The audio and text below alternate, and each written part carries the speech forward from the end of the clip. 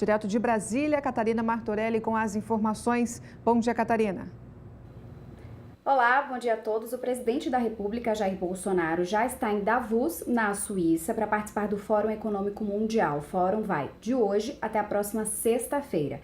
A ideia é criar uma agenda global. E segundo o próprio Bolsonaro, antes de viajar, ele disse que quer abrir as portas do país, quer que o Brasil faça comércio com o mundo todo. Vamos ver como é que isso vai repercutir no agronegócio.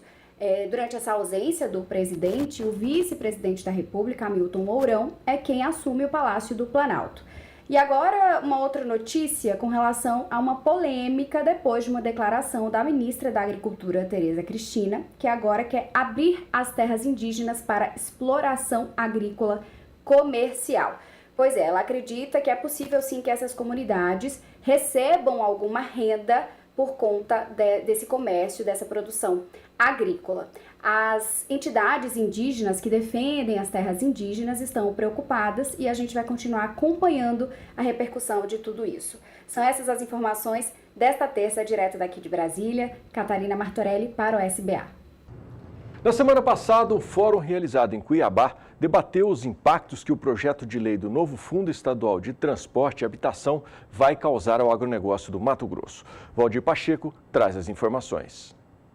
O Fórum Agro-MT reuniu-se com o governo do estado na segunda-feira do dia 14 de janeiro na Federação da Agricultura e Pecuária de Mato Grosso, FAMATO. O objetivo foi apresentar os impactos que o projeto de lei do novo Fundo Estadual de Transporte e Habitação, FETAB, causará ao setor produtivo rural. Esta é a segunda reunião das lideranças do agro com o governo. As negociações devem se arrastar pelos próximos dias. Na oportunidade, o Instituto Mato Grossense de Economia Agropecuária, IMEA, fez uma apresentação com base nos dados dos valores já descontados do produtor rural para o fundo e como pode ficar com a nova proposta do governo. O produtor de soja, por exemplo, que atualmente paga 80 centavos de FETAB por saca, com a nova proposta passaria a pagar 3 vezes mais, ou seja, R$ 2,34 por saca.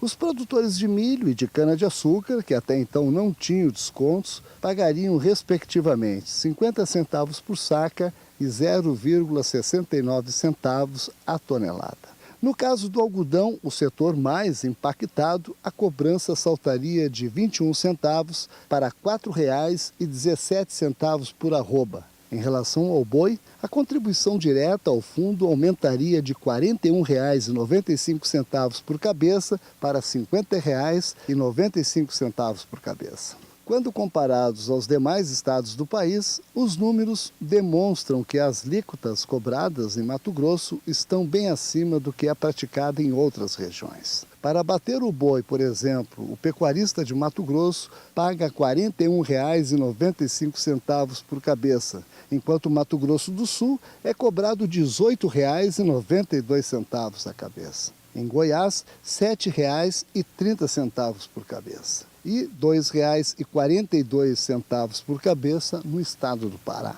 Participaram da reunião as lideranças das entidades que compõem o Fórum Agro-MT, FAMATO, a ProSoja, AMPA, Acrimate, Acrismate e Aprosmate. Também estavam presentes representantes dos setores de cana-de-açúcar, madeira, etanol de milho, feijão, trigo e irrigantes. Valdir Pacheco para o SBA, Sistema Brasileiro do Agronegócio. E desde setembro do ano passado, enchendo as canecas, a expectativa dos produtores de borracha natural do Noroeste Paulista é que esta safra supere a produção da temporada passada e que os preços pagos pelo produto sejam atualizados. A reportagem é de Gustavo D'Angelo. A região noroeste de São Paulo corresponde por cerca de 60% da produção nacional de borracha. Teve na última safra uma produção total de 214 mil toneladas de coágulo. Para este ano, estão previstas 231 mil toneladas. De acordo com a Associação Paulista de Produtores e Beneficiadores de Borracha, a APABOR, o aumento é decorrente da entrada de novas áreas em produção, plantadas sobretudo nos anos de 2010 e 2011. A área plantada no estado corresponde a mais da metade do país. em totais 114 mil hectares. Atualmente, apenas 60 mil hectares estão em produção.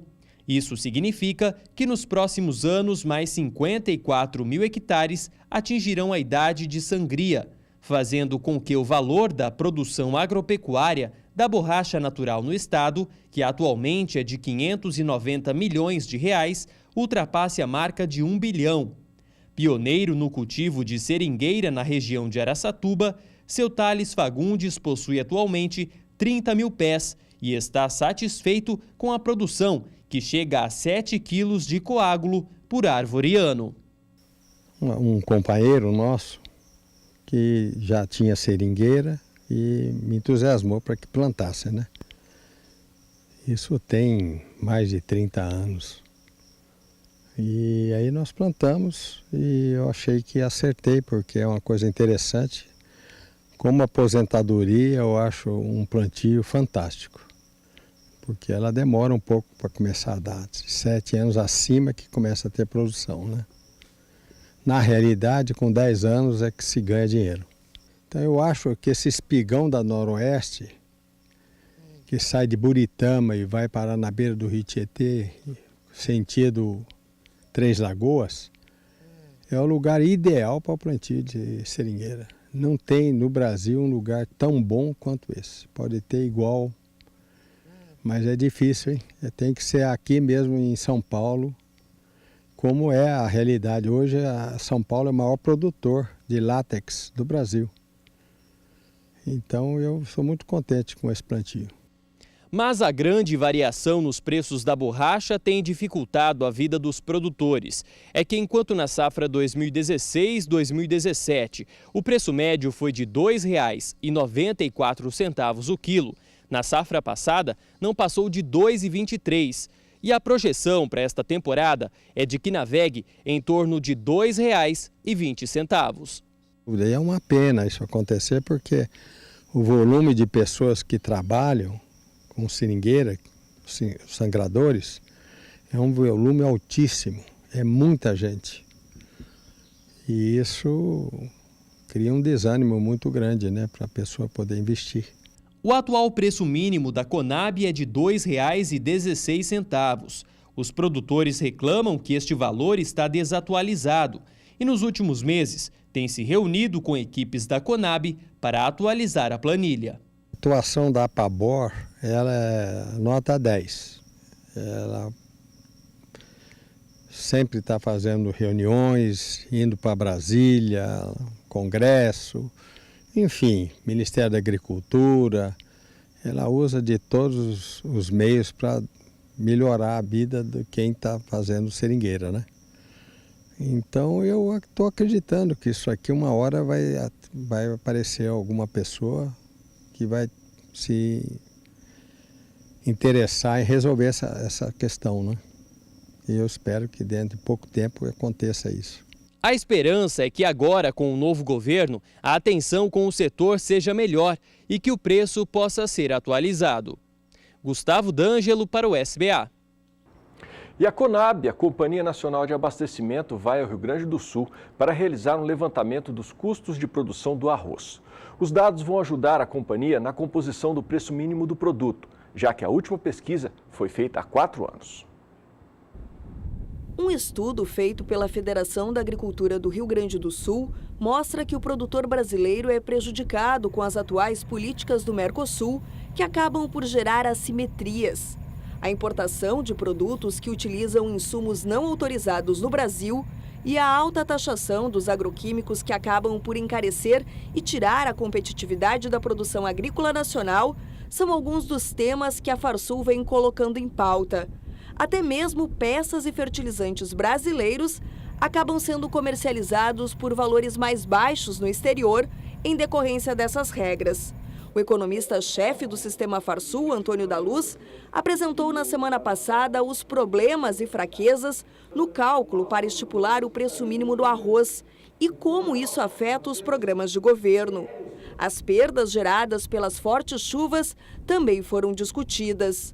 Os arrozeiros gaúchos são conhecidos pelas lamúrias relacionadas às frequentes baixas da atividade. Cerca de 90% da produção de arroz do Brasil é comercializada no mercado doméstico, submetendo os produtores às nuances da concentração do atacado e varejo, sem prejuízo à relação danosa do Mercosul. O Rio Grande do Sul tem ICMS do arroz em casca de 12%, enquanto o importado é de 4%. O valor para a saca de 50 quilos na safra 2018-2019 já está definido, R$ 36,44. No mês de fevereiro, técnicos da Conab devem vir ao estado gaúcho para realizar painéis, com o objetivo de embasar as definições do período. E mais do que isso, pressionar por mudanças ainda no ciclo atual. A Federarroz defende que o aumento no preço mínimo do arroz seja de R$ 3 a R$ 4 por saca. Oportunidade de conhecer novas tecnologias, esse é o principal objetivo da Dinâmica Agropecuária, conhecida como Dinapec. A feira será realizada entre os dias 20 e 22 de fevereiro na sede da Embrapa Gado de Corte, que fica aqui em Campo Grande, Mato Grosso do Sul. A repórter Kelly Rodrigues tem mais informações.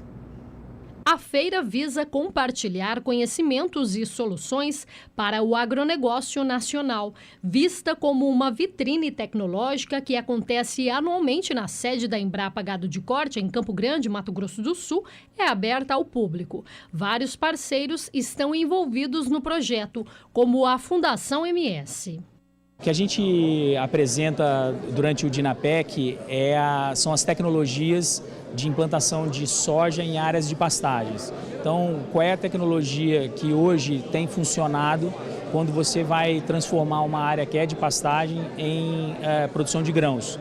Né? Como é que você faz a calagem, como é que você faz os preparos, as correções necessárias, quais são as variedades que melhor se comportam nesse ambiente. Então, é toda a tecnologia voltada para a implantação da cultura de grãos em cima de áreas de pastagens. Esse é o que a Fundação MS mostra durante o Dinapec. O governo do estado também apoia a iniciativa da Embrapa Gado de Corte.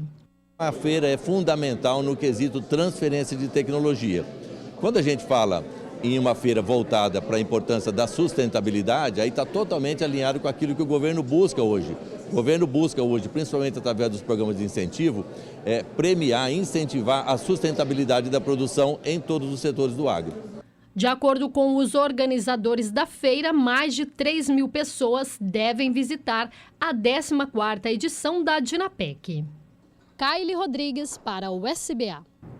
Governo novo, mudanças na configuração ministerial. A casa ainda está sendo arrumada em Brasília, não é? E nessa fase de mudança, muita coisa também mudou na gestão do agronegócio. A nossa repórter da capital federal, Catarina Martorelli, bateu um papo com um advogado especialista em agronegócio. Vamos ver.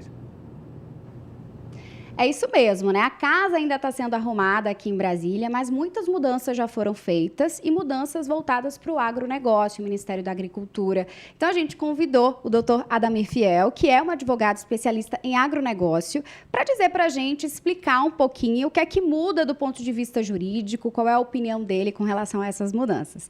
Doutor, vamos começar então. Mudança ministerial. Houve muitas mudanças. Do ponto de vista do Ministério da Agricultura, agora o MAPA ele tem outras atribuições, além das que já tinha, né? Como é que o senhor avalia essas novas atribuições? Porque termina virando quase que um super ministério, né? Isso, só que o MAPA ele passou a absorver algumas funções antes espalhadas em outros ministérios, em outros órgãos. E, então, a nova estrutura criou novas secretarias, dentre as quais eu destacaria a Secretaria de Agricultura Familiar e Cooperativismo, trazendo para o Ministério da Agricultura a agricultura familiar e colocando ela nesse protagonismo em relação ao mercado. Um igual destaque também daria à Secretaria Especial de Discussões Fundiárias. Assuntos fundiários, que passou a abarcar atribuições que antes também estavam em outros lugares, como, por exemplo, a demarcação de terras indígenas, que é um assunto que tem trazido muita polêmica, igualmente para a demarcação de terras quilombolas, o licenciamento ambiental e a própria reforma agrária. Isso pode trazer ainda um pouco de confusão para quem trabalha com agronegócio, para quem advoga como o senhor nessa área, porque antes procurava um órgão, agora procura o mapa. O que muda com relação aos processos anteriores, né, que estão ainda tramitando? Realmente são muitas mudanças em muito pouco tempo. Então, o profissional do direito, os próprios produtores rurais vão precisar se adaptar a essa nova realidade.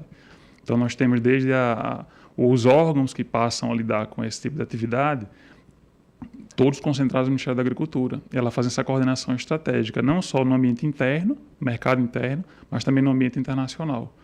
Então, realmente são muitas mudanças, muita adaptação ainda por acontecer, mas o lado bom é que isso tende a ter uma concentração e uma melhor organização dessas atividades. Então, o que antes, espalhado em vários órgãos, geravam impasses insolúveis, agora traz a possibilidade de, dentro do processo democrático, de discussão, pontos de vista diferentes, você ter um único órgão que decide. Facilita para quem trabalha com o direito? Facilita do ponto de vista de você não lidar com tanta insegurança jurídica. Nós, advogados, trabalhamos com segurança, com previsibilidade. Quando você tem determinadas atribuições ou determinadas competências espalhadas por vários ministérios, órgãos, realmente isso dificulta muito a segurança jurídica. É o caso, por exemplo, do frete, que ainda é uma pendência do ano passado e que todos, né, do agronegócio falam dessa insegurança jurídica que isso tem causado. Né? Exatamente. Tanto que, por exemplo, o frete, você ter idas e vindas de decisões do próprio Supremo, uma definição muito atabalhoada, que acabou violando leis universais do mercado, e que hoje, para se ter uma ideia, você tem uma decisão em medida cautelar do Supremo que suspende a aplicação de multas no frete e você não tem uma definição clara em relação a isso. Então, realmente, eu acho que não só para advogados, como principalmente para empresários, a segurança jurídica, o ambiente de negócio estável é o foco de todo mundo. Agora, mudando um pouquinho de assunto, uma nova decisão, né, do novo governo, a questão da posse de armas, né, tem uma lista aí de pessoas que podem, né, dar entrada para ter essa arma, não é o porte, é a posse, ou seja, só usar dentro de casa ou dentro do estabelecimento onde trabalha. E dentro dessa lista, segundo o decreto, fala de quem mora em área rural. Como é que o senhor avalia essa decisão, esse decreto? Realmente ele vem numa boa hora, porque hoje a violência no campo está alcançando índices alarmantes. E hoje o produtor rural ele tem uma indústria a céu aberto. Então ele tem assim, volumes significativos de recursos aplicados em fertilizantes para mais de uma safra ao longo do ano, aplicado em defensivos e maquinário. Então realmente essa legislação ela vem resolver um problema sério, grave, urgente do produtor rural e permite que o produtor tenha a arma dentro da propriedade e defenda o seu patrimônio, que é um direito sagrado e que realmente deve ser tutelado pelo Estado. Agora, claro, dentro de todos aqueles critérios, né? Não é que todo mundo agora possa ter uma arma e sair atirando por aí, que esse é o medo da população que não entende exatamente o que é que diz o decreto. Não, naturalmente, mas os critérios definidos pela legislação para se ter uma posse de arma, que considera não só aspectos psicológicos, ter a própria habilitação técnica para manusear um armamento, saber acondicioná-lo de maneira adequada. Essas certificações para posse, elas são validadas de tempos em tempos, o que permite que o Estado dê um instrumento para que o produtor rural possa se defender, mas que, em contrapartida, também exija determinados requisitos para que ele possa ter uma arma na sua propriedade. Perfeito. Muito obrigada pelas informações. A gente espera que tenha ajudado aí você que está assistindo ao SBA. Catarina Martorelli para o SBA.